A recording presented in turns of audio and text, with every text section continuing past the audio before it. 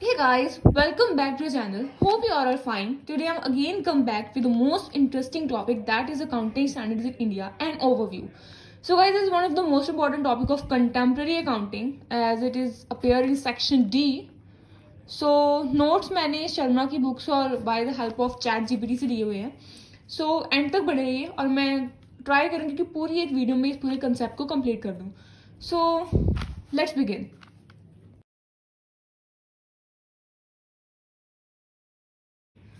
Before starting anything, let me tell you what is accounting standards actually. So guys, accounting standards India में transparency, यूनिफॉर्मिलिटी and consistency को ensure करने के लिए किए गए थे ताकि हमारी फाइनेंशियल रिपोर्टिंग में ये तीन चीज़ें बनी रहें. ट्रांसपेरेंसी, जिसमें कोई भी फ्रॉड वगैरह या एरर्स ना हो, पूरा ट्रांसपेरेंट हो, जिसमें कोई चीज़ हाइड या फिर क्लोज ना रखी गई हो. यूनिफॉर्मिलिटी, इक्वल स्टैंडर्ड्स उसमें बने हों ताकि जो मेथड्स हम पिछली प्रीवियस ईयर में करते हैं वही मेथड हम करंट ईयर में कोशिश करें यूनिफॉर्मिटी बनाने के लिए. कंसिस्टेंसी, रेगुलर रिपोर्ट्स को तैयार करने के लिए. सो ये जो स्टैंडर्ड्स हैं वो institute of chartered accountants of India के द्वारा इशू किए गए थे एंड ये ग्लोबल अकाउंटिंग फ्रेमवर्क के साथ अलाइन किए गए थे, particularly international financial reporting standards में. So Indian accounting standards adopt किया गया था लिस्टेड कंपनी के लिए एंड लार्ज एंटिटीज के लिए. तो इसकी इंपॉर्टेंस क्या है? सबसे पहले ये हमारी यूनिफॉर्मिलिटी रिपोर्टिंग में बनाते हैं to make sure every year that same standards has been followed in accounting. ये श्योर करना कि अकाउंटिंग में हर साल same standard same methods follow होते हैं. सो इससे क्या होता है, हमारा comparable across entities and industries easy हो जाता है. The next is transparency and reliability. जो स्टैंडर्ड्स है ना वो क्रेडिबिलिटी फाइनेंशियल रिपोर्ट्स में इंप्रूव करते हैं और स्टेक होल्डर्स को इन्फॉर्म डिसीजन मेक करने में भी हेल्प करते हैं. The next is compliance with laws. हमारे जितने भी अकाउंटिंग स्टैंडर्ड्स हैं ना वो कंपनीज एक्ट 2013 के अकॉर्डिंगली ही बने हैं. The next is global integration. Indian accounting standard facilities cross border investments and enhances the global competitiveness of Indian companies. हमारे इंडियन अकाउंटिंग स्टैंडर्ड्स हैं वो बॉर्डर की क्रॉस बॉर्डर इन्वेस्टमेंट्स में भी फैसिलिटी प्रोवाइड करते हैं, विद इन ग्लोबल कॉम्पिटिटिवनेस में भी हमारी हेल्प करते हैं ताकि हम वर्ल्ड वाइड कम्पीट कर सकें. Investor confidence. हमारी जो क्लियर एंड कंसिस्टेंट रिपोर्टिंग है वो इन्वेस्टर का trust and market credibility with in उनका कॉन्फिडेंस बढ़ाने में हेल्प करती है. The next is formulation of accounting standards in India. ये बहुत इंपॉर्टेंट टॉपिक है कि हमारे अकाउंटिंग स्टैंडर्ड्स इंडिया में इनकी फॉर्मुलेशन कैसे होती है. Accounting standards board of Institute of Chartered Accountant of India is responsible for formulating accounting standards. The process involves identifying the need. Accounting standards board identify करते हैं उन एरिया में जहाँ पर इनकी फॉर्मुलेशन की ज़रूरत होती है. एक ड्राफ्ट तैयार कर लिया जाता है स्टैंडर्ड्स का जो कि प्रिपेयर किया जाता है बेस्ड ऑन करस्पॉन्डिंग IFRS और इंटरनेशनल स्टैंडर्ड्स. इनपुट हमारे स्टेक होल्डर्स सॉर्ट की जाती है और इन स्टेक होल्डर्स में हमारे ऑडिटर्स, इंडस्ट्री रिप्रेजेंटेटिव, रेगुलेटर्स जैसे कि SEBI, RBI इन्वॉल्व होते हैं with in the ministry of corporate affairs. Approval and notification. The final standards जब अप्रूव हो जाता है ICA, institutional chartered accountant of India council, and notified by the ministry corporate accountant for monetary compliance. The next is approval and notification. The final standards is approved by the ICI Council and notified by the MCA for mandatory compliance. जो हमारा final standards है ना वो institutional chartered accountant of India के द्वारा approve किया जाता है और नोटिफाई किया जाता है MCA के द्वारा ताकि उनकी जो कंप्लियंस है वो मॉनिटरी की जा सके. अब की accounting standards in India focus. अब कौन कौन से स्टैंडर्ड्स फोकस में रखे जाते हैं? सबसे पहले आती है इंटरिम फाइनेंशियल रिपोर्टिंग जिसमें हमारा accounting standard 25 and Indian accounting standard 34 applicable होता है. Now what is it's objective? Guidelines provide करना ताकि इंटरिम फाइनेंशियल सेगमेंट्स की प्रिपरेशन हो सके जैसे क्वार्टरली और हाफ ईयरली. की प्रोविजंस कौन कौन से हैं? Define the content of interim reports including condensed financial segments. सबसे पहले इंटरिम रिपोर्टिंग का कंटेंट डिफाइन करना जिसमें हमारी कंडेंस्ड फाइनेंशियल स्टेटमेंट्स भी इंक्लूड होती है कि कौन कौन सी स्टेटमेंट्स है जैसे कि प्रॉफिट एंड लॉस अकाउंट की स्टेटमेंट हो गई और balance sheet, statement of balance sheet, cash flow statement, fund flow statement इनमें आ सकती है. Encourages consistency. कंसिस्टेंसी बहुत जरूरी है चाहिए क्योंकि फाइनेंशियल रिपोर्टिंग को तैयार करने के लिए कंसिस्टेंसी मैटर करती है कि रेगुलर और कंटिन्यूस बेस पर रिपोर्टिंग को बनाने के लिए. Required disclosure of material changes and significant event affective performance.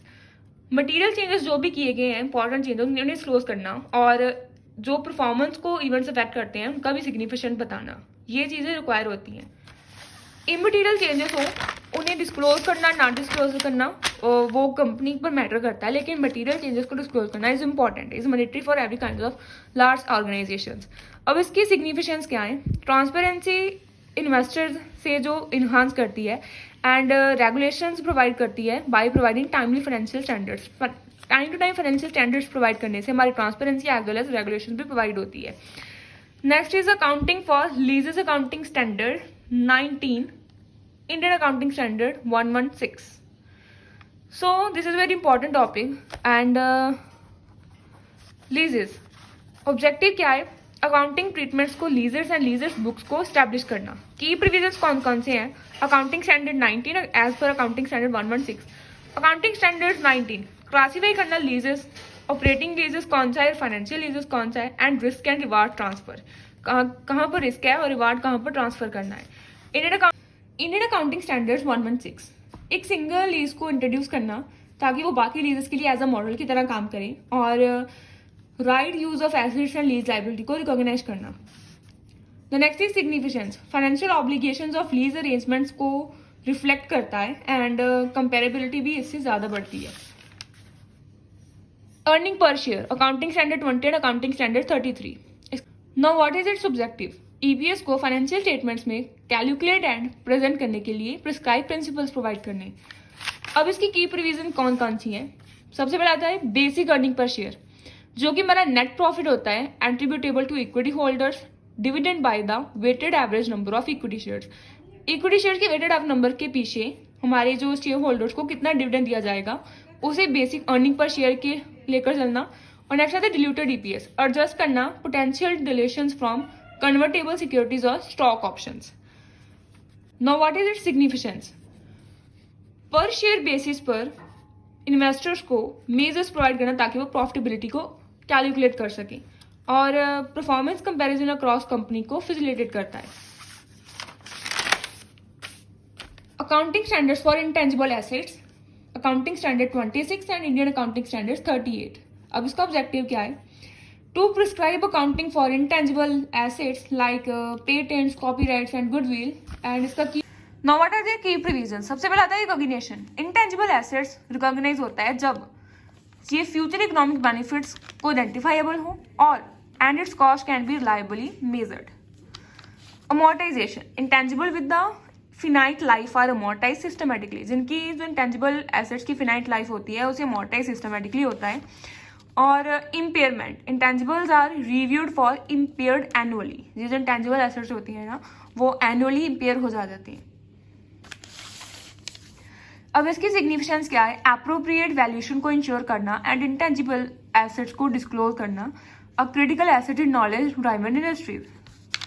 Now in summary accounting standards हमारे internal reporting, leases and earning per share and intangible assets से रिलेट करते हैं, जो कि accurate and consistent financial reporting को ensure करते हैं in specific area जहां पर इनकी जरूरत होती है, critically to business and investors. अब जब हम इंडियन अकाउंटिंग स्टैंडर्ड्स को अडॉप्ट करते हैं ना तो वो हमारी ग्लोबल स्टैंडर्ड्स कंटेम्प्रेरी अकाउंटिंग को एड्रेस करते हैं, जाकि addresses contemporary accounting challenges and enhance the country's financial reporting framework. So this is the concept of accounting standards in contemporary accounting. Hope you got it. And जैसे कि मैंने आपसे बोला था मैं ट्राई करूँगी एक वीडियो में इस टॉपिक को कवर अप करने की, सो मैंने किया। सो शेयर विद योर कलीग्स जिन्हें भी जरूरत है जो कंटेम्प्रेरी अकाउंटिंग पढ़ रहे हैं, and if there is any kind of doubt in your mind, please comment, and if there is any kind of mistake I've done, then also tell me what kind of mistake I've done, so I will improve next time. Thank you, and have a nice day.